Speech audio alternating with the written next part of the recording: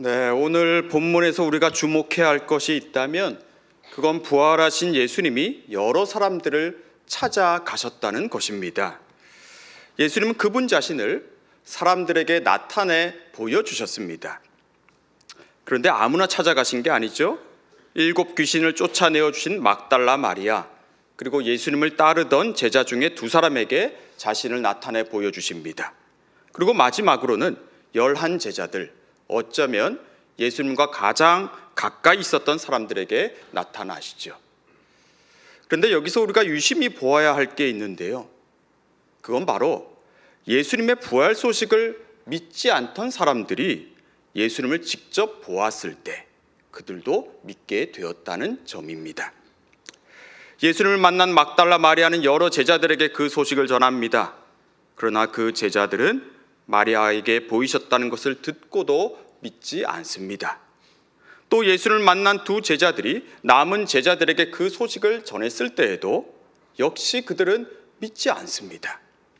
그러나 그런 그들이 예수님의 부활을 믿습니다. 왜 그렇습니까? 부활하신 예수님을 만났기 때문입니다. 보았기 때문입니다. 그런데 정확히 말하면 이들이 보려 했기 때문이 아니죠. 예수님이 그들을 찾아가셨고 그들에게 그 자신을 나타내 보여주셨습니다. 이 사람들은 예수님이 살아나시리라고는 전혀 기대하지 않았습니다. 아니, 안중에도 없었습니다. 그동안 예수님과 함께 겪었던 일은 한순간 꿈을 꾼 일처럼 여기고 조용히 살아가고 있었을 거예요. 어쩌면 그때 일을 꺼내는 것 자체를 금기시했을 수도 있습니다. 그 얘기를 꺼내면 그들이 예수님을 버리고 도망갔다는 죄책감 때문에 힘들어지기 때문입니다. 또 반대로 그렇게 죽어버리고 말 예수를 쫓아다닌 우리가 바보였다는 실망과 절망감을 느낄 수도 있었을 겁니다. 네, 그래서 이들은 그저 본래 있던 자리로 돌아가서 그들에게 익숙한 일들을 하면서 살아가려고 했을 겁니다. 그런데 그런 그들에게 예수님이 찾아오시자 어떻게 됩니까? 20절을 보면 제자들은 자리를 털고 일어나 두루 다니며 예수님의 살아나심을 전합니다. 제자들이 나가 두루 전파했다는 것은 그들이 이제 자기 자신만의 세계 안에서 바깥으로 나왔다는 걸 의미합니다. 그들을 옥죄고 그들을 사로잡고 있었던 것에서 풀려났다는 걸 가리키죠. 네, 그들은 그동안 갇혀 있었습니다. 예수님이 붙잡으신 이후로 그들은 어둠의 권세에 사로잡혀 있었습니다. 죄책감, 허무감, 실망감, 절망, 또 그동안 내 인생을 낭비했다는 후회와 분노, 그리고 앞으로는 어떻게 살아야 하는가 하는 염려와 불안이 그들을 짓누르고 있었습니다. 그들은 그것들과 싸울 생각도 하지 않았습니다. 그저 그렇게 지내고 있을 뿐입니다. 감히 그들을 가두고 있는 그 감옥에서 나올 생각도 하지 않습니다. 그럴 힘도 갖고 있지 않습니다. 그러나 예수님은 그런 그들을 알고 계셨어요. 그래서 이렇게 말씀하신 겁니다. 자, 우리 14절 말씀을 함께 읽겠습니다. 그 후에 11 제자가 음식 먹을 때에 예수께서 그들에게 나타나사 그들의 믿음 없는 것과 마음이 완악한 것을 꾸짖으시니 이는 자기가 살아난 것을 본 자들의 말을 믿지 아니함일러라. 자, 예수님은 그들이 믿음 없는 것과 마음이 완악한 것을 책망하십니다. 네, 예수님은 지금 그들의 마음을 보고 계셔요. 왜냐하면 믿음은 마음의 문제이기 때문입니다. 바울도 이를 알고 있었습니다. 그래서 그는 로마인들에게 보내는 편지에서 이렇게 적죠. 내가 만일 하나님께서 그를 죽은 자 가운데서 살리신 것을 내 마음에 믿으면 구원을 받으리라 했고 사람이 마음으로 믿어 의에 이른다고 했던 것입니다. 마음에 믿으면 또 마음으로 믿어라고 하죠. 내 믿음은 마음의 문제입니다. 마음으로 믿는 거예요. 유대인들은 마음을 사람의 생각과 행동을 결정짓는 것으로 보았습니다. 마음이 어디에 있느냐, 이 마음을 어디에 두고 있느냐가 대단히 중요한 것이죠. 여러분, 우리도 이걸 기억해야 합니다. 내 마음이 지금 어디를 향하고 있는지, 내 마음이 지금 어떠한지를 살필 줄 알아야 합니다. 제자들이 예수님이 살아나셨다는 소식을 듣고도 그것을 믿지 않은 건 그 마음이 완악했기 때문입니다. 이게 예수님의 진단이었습니다. 마음이 완악하다는 말을 우리는 잘 사용하지 않죠. 그런데 유대인들은 그렇지 않았습니다. 그래서 완악한 마음이라는 의미의 단어가 실제로 있었습니다. 헬라어로 하면 스클레로 카르디아라는 단어입니다. 이건 스클레로스라는 접두어와 카르디아라는 명사가 합해진 단어인데요. 굳어진 마음, 딱딱해진 심령이란 뜻이 됩니다. 완악한 마음이라는 명사가 실제로 있었다는 사실 자체는 뭘 말해줍니까? 이 사람들이 그만큼 이 마음에 대해 지대한 관심을 가지고 있었다는 겁니다. 그리고 특별히 마음이 딱딱하게 굳어졌을 때 어떤 일이 일어나는지를 이 사람들은 충분히 경험적으로 알고 있었고 이것을 아주 주의했다는 거죠. 그래서 이런 단어도 만들어낸 것이 아니겠습니까? 잠시 돌아보았습니다. 과연 우리는 이 마음에 대해 얼마나 관심을 가지고 있는가? 우리도 마음에 관한 표현이 있죠. 마음이 상했다, 마음이 생겼다, 마음이 없다, 마음에 든다, 마음을 먹다. 네, 우리도 마음을 대단히 중요하게 여기는 민족입니다. 그런데 마음이 완악하다는 말은 성경에 기록되어 있기는 하지만 실제로는 잘 사용하지 않습니다. 그만큼 마음이 굳어지고 마음이 딱딱하게 되는 것에 대해서 어쩌면 우리는 그 심각성을 잘 모르고 있는 것일 수도 있습니다. 여러분, 마음이 완악해지면 믿음이 생기지 않습니다. 마음이 완악해지면 일단 다른 사람의 소리가 전혀 들어오지를 않습니다. 그래서 마음이 완악하다는 건 단순히 고집이 세다는 걸 넘어서 자기만의 세계 안에 갇혀 있다는 것을 말합니다. 갇혀 있다 했습니다. 처음에는 내가 분명히 선택하고 내가 결정한 것이었는데 어느 순간부터는 거기에 내가 가두어지게 되는 겁니다. 거기에 붙잡혀 버리는 거죠. 그게 바로 완악한 마음, 굳어진 마음입니다. 그런데 문제는 뭡니까? 이 마음을 우리는 우리 스스로 잘 다스리지 못한다는 사실입니다. 여러분, 누군가에게 마음이 상하면 어떻습니까? 그 사람이 미워지죠. 그러면 안 된다는 걸 내 머리는 알고 있지만 마음은 그렇지가 않습니다. 마음이 굳어져 버리면 좀처럼 돌아오질 않습니다. 마음이 내 마음대로 되질 않습니다. 지금 제자들이 그러하고 어쩌면 저와 여러분도 그러할 수도 있습니다. 성도 여러분, 오늘 본문에 따르면 예수님의 부활은 제자들의 이 굳어진 마음을, 그 완악한 마음을 바꾸어준 사건이었습니다. 저들의 마음이 딱딱하게 굳어져 버렸기 때문에 그들이 그들만의 세계 안에 갇혀 있기 때문에 예수님은 그들을 찾아오신 거예요. 네, 오늘 본문의 저자가 강조하고 있는 건 다른 게 아닙니다. 예수님이 먼저 그들에게 찾아오셨다는 겁니다. 누구에게요? 예수님이 살아나셨을 거라 생각한 사람들이 아니었습니다. 아무리 사람들이 예수가 다시 살아났다고 말해도 전에도 전혀 그 소리는 들리지 않는 사람들이었죠. 그러나 예수님은 그들을 그냥 그렇게 두시지 않았습니다. 그렇게 두시지 않으려고 그들 한 사람 한 사람을 찾아가신 거예요. 그리고 그들이 예수님을 만났을 때 저들은 자기들이 만들어 놓은 그 감옥에서 나왔다는 걸 우리는 보아야 합니다. 예수님의 부활은 바로 그런 겁니다. 저와 여러분에게도 오늘 이 부활 주일이 그동안 우리를 가두고 있던 감옥에서 나오는 날이 되기를 바랍니다. 사실 예수님은 늘 우리의 마음을 보고 계셨습니다. 우리의 심령이 지금 어떠한지 정작 우리는 주목하지 않아도 예수님은 그걸 보고 알고 계셨습니다. 그래서 순간순간 우리에게 찾아오셨죠. 우리의 마음이 어떤지를 보게 해주십니다. 우리의 믿음 없는 것과 마음이 완악한 것을 꾸짖으십니다. 왜 너는 아직도 거기에 갇혀 있느냐? 왜 너는 아직도 그 사람을 미워하고 있느냐? 왜 아직도 너는 그 실체 없는 것을 두려워하고 있냐고 하시죠. 네가 나를 믿고 있다면, 네가 나의 죽음과 부활을 정말로 믿고 있다면 너는 이제 새로운 피조물이 되었는데 왜 다 지나간 것에 갇혀 있느냐고 하십니다. 저도 그런 것 같습니다. 이미 예수님은 다시 살아나셔서 저 갈릴리에 가 계신데 아직도 무덤 주변을 서성거리고 있을 때가 있습니다. 예수님께 받은 그 다함이 없는 사랑, 그 용서에 감사한다면 나 또한 사랑으로 용서로 응답하면 되는 건데 여전히 미움과 두려움에 덫에 사로잡혀 있을 때가 있습니다. 여러분, 그렇게 되면 예수님의 부활은 우리 현실과는 아무 상관이 없는 일이 되어버립니다. 그러나 예수님은 우리를 그렇게 두시지 않습니다.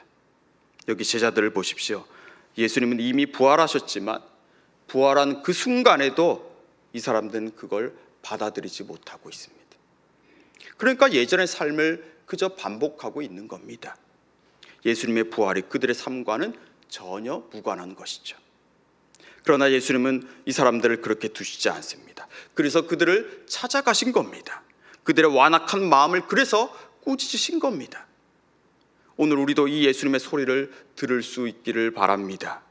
우리의 구체적인 삶이 이제 부활에 잇대어 가기를 원하시는 이 예수님의 말씀을 말입니다. 예수님 제자들에게 너희는 온 천하에 다니며 만민에게 복음을 전파하라고 하시죠. 예수님은 제자들을 온 천하에 다니는 사람이 되라고 하세요. 자기만의 세계에서 벗어나라는 거예요. 너희는 그럴 수 있다는 겁니다. 이것이 오늘 예수님께서 우리 모두에게 바라시는 일입니다. 우리를 가두고 있는 그 철창이 이미 깨어졌다는 겁니다. 내가 그 철창을 깨부셨으니 그 그림자에 더 이상 속지 말라는 거죠. 그건 진짜 철창이 아니라는 거예요. 그건 그저 그림자일 뿐이라는 겁니다. 유명한 기독교 고전 중에 존 버년이 쓴 철로 역정이라는 소설이 있죠. 아직 읽지 않으신 분들은 꼭 한번 읽어보시기를 바랍니다.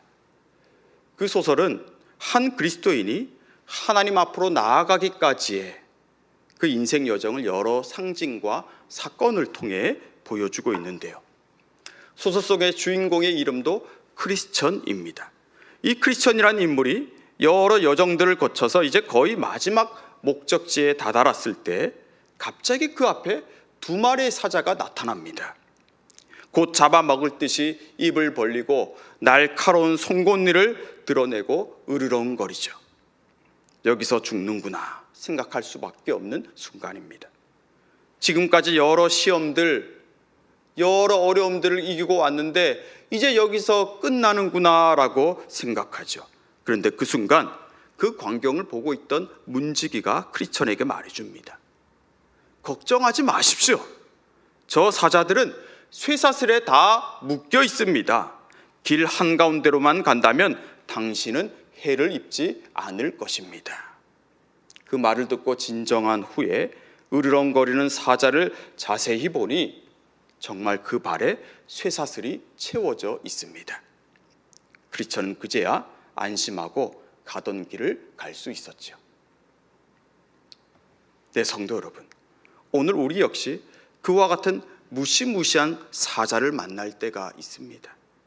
사자의 으르렁거리는 소리에 마음이 콩알 만큼 작아집니다. 그래서 가던 길을 되돌리는 선택을 하곤 하죠. 내가 저 사람을 이제 사랑하겠다 결심을 했지만 두 마리의 사자가 길을 가로막고 서 있습니다. 이제 더 이상 물질에 얽매여 살지 않겠다 결심해 보지만 두 마리의 사자가 그 마음을 흔들어 놓습니다. 이제 나를 파괴하는 습관을 정리하겠다 마음을 먹는 순간 두 마리의 사자가 그 마음을 꺾어버립니다. 여러분, 그러나 기억하십시오. 사자는 늘 우리 앞에 나타납니다. 그러나 그 사자들의 발에는 쇠사슬이 채워져 있다는 걸 기억하시길 바랍니다. 그것들이 우리를 해하지 못합니다. 우린 그것 때문에 망할 자들이 아닙니다. 우리 주님께서 그것들을 이미 이기셨기 때문입니다. 십자가에서 그 세력들은 힘을 잃었고 예수님이 부활하셨을 때 그 세력들은 완전히 파괴당했습니다. 그림자 여러분, 겁을 먹지 마십시오. 그림자 때문에 십자가와 부활이 가져다 준 그 새 생명을 놓치지 마시기를 바랍니다. 이어서 예수님은 제자들에게 다음과 같이 말씀하십니다. 자, 17절과 18절인데요. 우리 같이 읽겠습니다. 믿는 자들에게는 이런 표적이 따르리니 곧 그들이 내 이름으로 귀신을 쫓아내며 새 방언을 말하며 뱀을 집어 올리며 무슨 독을 마실지라도 해를 받지 아니하며 병든 사람에게 손을 얹은즉 나으리라 하시더라. 자, 여러분, 그런데 이 말씀은 사실 예수님께서 지금 처음 하시는 말씀은 아닙니다. 언제 하셨습니까? 예수님께서 12 제자들을 만나시고 파송하실 때 이와 같은 말씀을 하셨죠. 예수님이 12 제자를 부르사 둘씩 보내시며 더러운 귀신을 제어하는 권능을 이미 그들에게 주셨습니다. 또 누가복음을 보면 예수님이 12 제자를 불러 모으시고 모든 귀신을 제어하며 병을 고치는 능력과 권위를 주시고 하나님의 나라를 전파하며 앓는 자를 고치게 하시려고 그들을 파송하셨다고 기록되어 있습니다. 네, 부활하신 예수님은 이미 그들이 들어 알고 있는 이 말씀을 또 하고 계십니다. 예수님은 왜 이들에게 똑같은 말씀을 또 하시는 걸까요? 이 제자들은 이제 스스로 그 말씀을 행할 수 없다 생각하고 있기 때문입니다. 이제 우리는 지금은 그때와는 다르다 생각하고 있죠. 네, 그때는 12 제자였습니다. 그러나 지금은 11 제자이죠. 그들 중에 한 사람은 예수를 팔아 넘겼고 나머지는 다 도망쳤습니다. 네, 그들은 분명히 실패했습니다. 이 공동체는 망가졌습니다. 그들의 믿음은 힘이 없다는 것이 만천하에 드러났습니다. 그러나 예수님은 그들을 그렇게 보시지 않습니다. 그들에게 예수님이 하셨던 그 말씀이, 그때의 그 말씀이 결코 헛되지 않았다는 걸 지금 이들에게 말씀하시는 거예요. 분명 너희들은 다 실패하였지만, 분명히 너희는 나를 팔아 넘기고 도망쳤지만 내가 너희에게 했던 그 말씀은 그럼에도 헛되지 않았다는 거예요. 너희는 믿을만 하지만, 믿을만 하지 않지만 나는 미쁘다는 거예요. 너희는 연약하지만 너희의 믿음은 분명 그것밖에 되지 않지만 나는 그렇다고 너희를 떠나지 않겠다는 거죠. 그럼에도 나는 너희에게 했던 그 말을 거두지 않겠다고. 여전히 나는 너희가 하나님의 나라를, 하나님의 이 승리를, 그분의 통치하심을 전하는 사람들이 되기를 바란다는 것입니다. 내 이름으로 귀신을 쫓아낸다고 했어요. 나의 이름으로 너희가 새 방언을 말할 것이고, 내 이름으로 뱀을 집어 올릴 것이고, 내 이름으로 무슨 독을 마실지라도 너희는 해를 받지 않을 것이며, 나의 이름으로 병든 사람에게 손을 얹은 즉 나을 거라고 하셨습니다. 네, 여러분, 그분의 이름으로 죽음의 권세를 결박시키고 사망의 세력들을 깨뜨리신 그분의 이름입니다. 사탄의 정수를 깨뜨리신 예수의 이름이라면 어찌 귀신이 쫓겨나지 않겠습니까? 여러분, 이 부활주일에 우린 무엇을 바라보고 있습니까? 여러분, 지금 보고 있는 것, 여러분들이 듣고 있는 것은 무엇입니까? 혹시 지금 다시 무덤 안으로 들어가려고 생각하신 분은 없습니까? 내가 만들어 놓은 동굴 속으로 다시 들어가려고 하시는 분이 있지는 않습니까? 왜 그렇습니까? 무엇 때문에 거기 다시 들어가려고 하시는 겁니까? 그게 안전해 보입니까? 그게 편해 보여서입니까? 네, 안전할 수 있습니다. 당장은 안전해 보이고 당장은 편해 보일 수 있어요. 그러나 여러분, 그건 잠시 내 생명을 유예할 뿐이지 나에게 찾아오는 사망과 죽음의 세력 앞에서 결국 종노릇하는 길임을 아시길 바랍니다. 새로운 생명을 누릴 수 없습니다. 구원을 누릴 수는 없습니다. 그래서 오늘 그런 우리에게 부활하신 예수님이 또다시 우리 앞에 나타나신 겁니다. 이제 부활하신 예수의 이름으로, 이제는 죽음의 권세 잡은 자들을 이기신 예수의 이름으로 살아가게 하시려고 말입니다. 우리 주님은 오늘 다시 그런 우리에게 우리가 이미 들어 알고 있었던 그 말씀을 또 다시 하십니다. 그건 바로 우리의 완악한 마음을 깨트리기 위해서입니다. 또다시 굳어져 있는, 또다시 딱딱하게 굳어져 버린 우리의 심령을 깨트릴 수 있는 그 권능을 갖고 계신 분께서 오늘 우리에게 오셨습니다. 우리가 만들어 놓은 그 철창을 거두고 이제 밖으로 나아가지 않겠습니까? 온 천하에 두루 다니며 만민에게 복음을 전합시다. 그때 우리 주님은 제자들에게 그리하셨던 것처럼 우리와 함께 역사하셔서 말씀을 확실히 증언해 주실 것입니다. 네, 그렇습니다. 주님께서 우리에게 하신 그 말씀이 결코 헛되지 않았다는 걸 우리로 보게 하실 것입니다. 우리 교회 외벽 현수막에 적힌 글귀를 여러분 다 보셨을 겁니다. 뭐라고 적혀 있죠? 다시 나에게 시작을 선물한다. 다시 나에게 시작을 선물한다입니다. 금년 신년을 시작하며 제작한 건데 오늘 이 부활절기에 딱 맞는 말씀이 아닌가 싶습니다. 사랑하는 성도 여러분, 오늘 이 주님의 부활은 우리에게 다른 걸 말해주는 게 아닙니다. 우리가 중단하고 멈추었던 그 일을 이제 주님의 이름으로 다시 시작하라는 겁니다. 이게 오늘 주님께서 우리에게 주시는 부활의 메시지입니다. 우리 안에 착한 일을 시작하신 분께서 그 일을 끝내 우리와 함께 이루기를 원하십니다. 이제 죽음의 철창을 무너뜨린 그분의 이름으로 그 문을 열고 나오십시오. 우리 주님은 두루 다니라고 하십니다. 두루 다녀 이 놀라운 하나님의 통치를, 그분의 그 승리하심을, 하나님의 역사하심을 전하라고 하십니다. 다시 사신 그분의 이름으로 옛사람을 벗어버리고 새 사람을 입읍시다. 그럴 때 우리의 굳어진 마음에서 또 우리의 입술에서 우리가 전혀 생각하지 못했던 새 노래가 나올 것입니다. 기도하겠습니다. 하나님 감사합니다. 우리의 완악한 마음, 우리의 이 굳어진 심령에 찾아와 주셔서 새 살이 돋게 하여 주시니 감사합니다. 우리가 그동안 두려워하고 우리를 올가매고 있던 것들이 부활하신 주님 안에서 이미 깨어졌고 힘을 잃었음을 선포합니다. 이제 우리를 위해 그 일을 행하신 예수님의 이름으로 그림자와 같은 철창을 걷어버리고 두루 다니며 하나님의 통치를 전하는 자가 되겠습니다. 사망의 세력을 만나더라도 이미 이기신 그리스도의 이름으로 직면하며 싸워 이기겠습니다.